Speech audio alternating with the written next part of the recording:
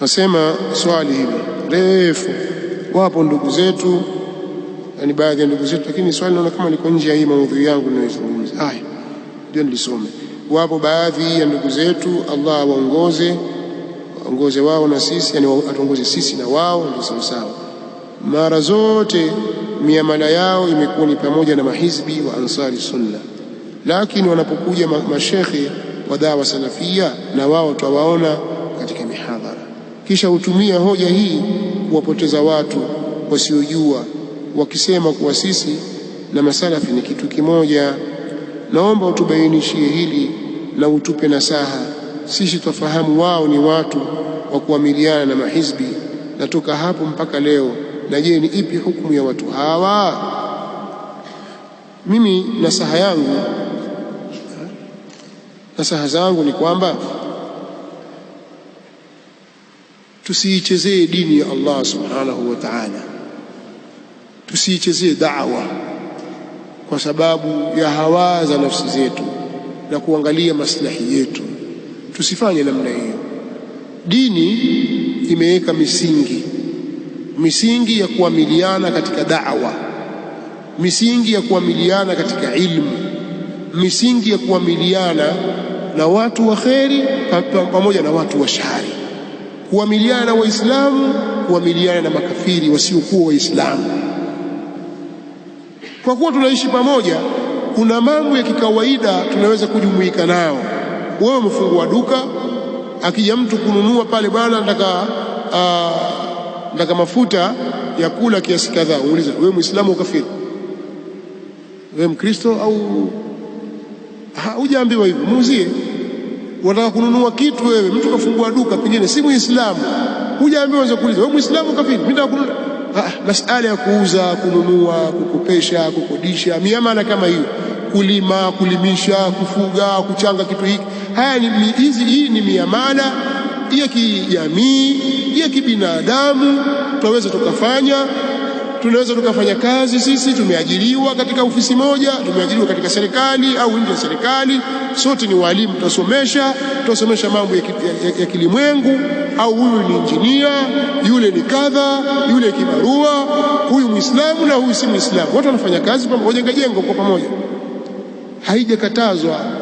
Na pia kumfanyia uadilifu, usimdhulumu kwa sababu huyu si Muislamu.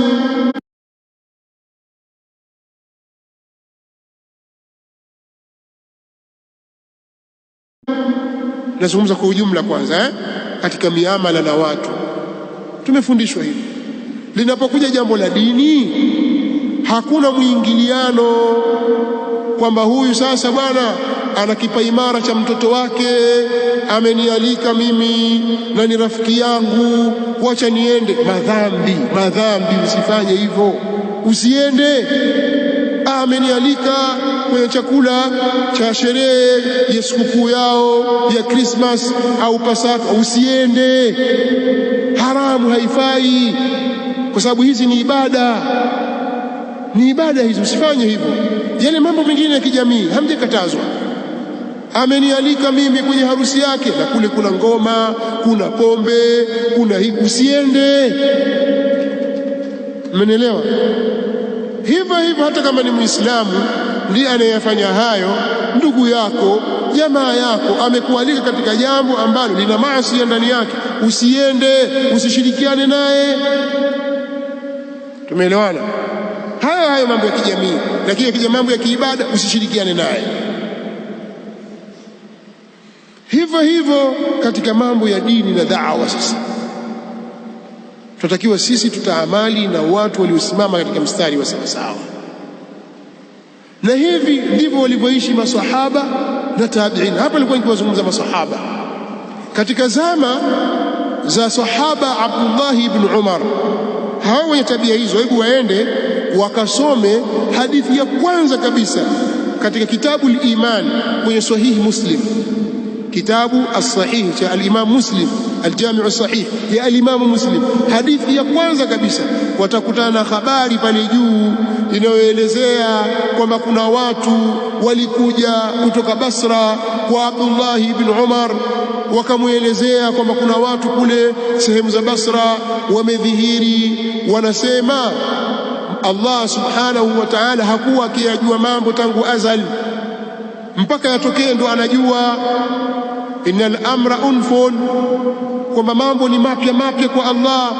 Allah wanasema hivi, sitakubali kwamba Allah anajua kila kitu, lakini hiyo kila kitu anajua pale kinapotokea, kwamba Allah anajua kwamba sisi tutafanya muhadhara hapa, ajua, lakini kabla ya kuja hapo, kabla ya al-asr ilikuwa hajajua kwamba sisi tutakuja hapa. Si umefahamu? Kuna watu wanasema hivyo kwamba hii elimu ya Allah ni mpya, anajua mambo pale yanapotokea. Hawa watu wanamshtakia Abdullah ibn Umar kwamba kuna kundi limedhihiri huko Basra. Abdullah ibn Umar akawaambia, ninyi mkenda huko kwanza mkawaambie mimi niko mbali na wao, inni bari'un minhum wa hum buraa'u minni, mimi niko mbali na wao, nimetakasika na jambo lao kabisa, na wao wako mbali na mimi. Akawatenga, akajitenga nao. Na mfano wa mambo kama haya ni mengi katika misimamo ya maswahaba.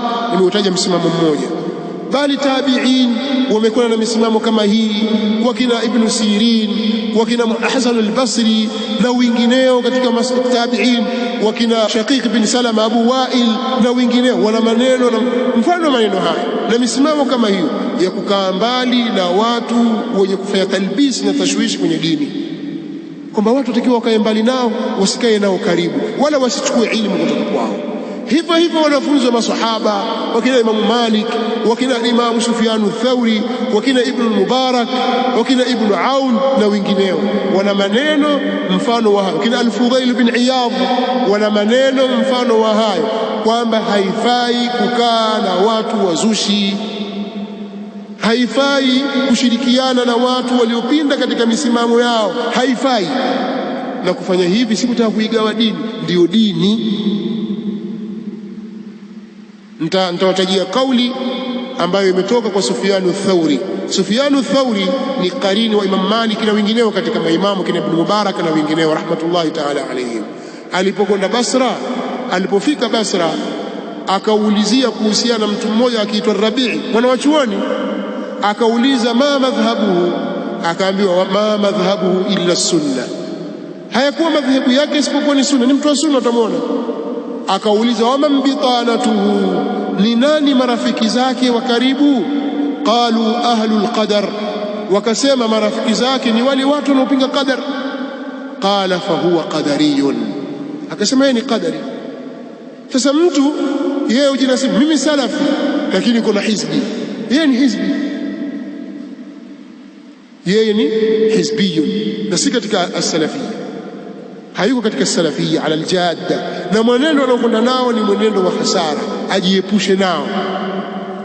Usikae na watu waovu katika jambo la dini ukawa wewe unafanya da'wa pamoja nao, wakitoka watoka nao, wakirudi warudi nao, wakaa nao vikao, mwapanga. Sasa huyu ataendelea na batili yake, ni lazima umkate ili aiache batili yake, asifanikiwe kwenye batili yake. Lakini ukiendelea kukaa naye anapata nguvu na ghururi na anawahadaa watu wengine. Sasa wenye tabia hizo waache, labda wenyewe wajisarihi kwamba sisi ni katika wale, na sisi tutawaamiliana muamala kama wale, wasiwababaishe watu. Hili jambo linahitaji ufafanuzi mrefu. Najua nimewakoroga kidogo baadhi yenu, nimesema hizbi, nimesema hivi.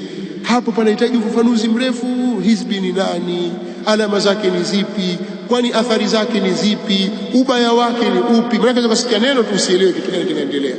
Lakini sasa wakati huu ulionao sina nafasi ya kueleza hilo. Mimi maudhui yangu ilikuwa ni kuhusu nafasi ya maswahaba kwetu sisi, namna tunavyotakiwa tuwachukulie maswahaba wa Mtume sallallahu alaihi wasallam. Hii ndio mada yangu. Hii iliingia kati tu. Maswali nimeambiwa matatu, mbona kama kuna jingine? Basi ndio yale. Mimi nimemaliza. Jazakumullahu khairan wa barakallahu fikum, wa nas'alullaha ta'ala an yaj'alana min alladhina yastami'una alqawla fayattabi'una ahsana.